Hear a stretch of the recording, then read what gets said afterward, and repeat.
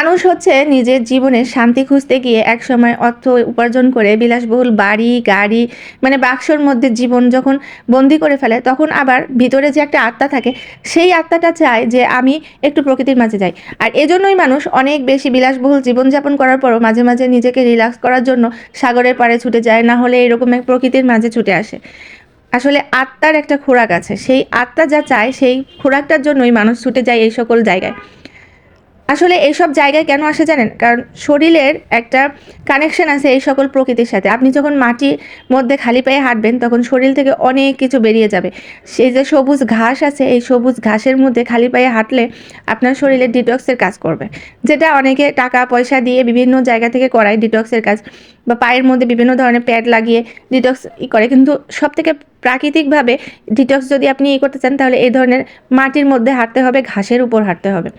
আর আমি যদিও বা একটু শহরকেন্দ্রিক জীবনে মানে অভ্যস্ত হয়ে গিয়েছি, কিন্তু আমার বারবার কিন্তু আসতে ইচ্ছা করে এই সকল প্রকৃতির মাঝে।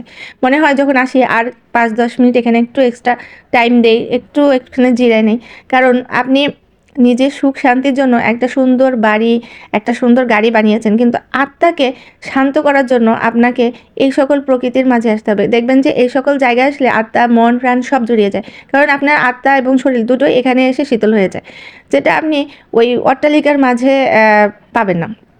আর এই সকল প্রকৃতির মাঝে যারা সবসময় ছোটোবেলা থেকে খেলে মানে মিশে বড় হয়, সে সকল বাচ্চারাও দেখবেন যে শহরের বাচ্চাদের থেকে অনেক গুণে স্ট্রং থাকে এবং অ্যাক্টিভও থাকে।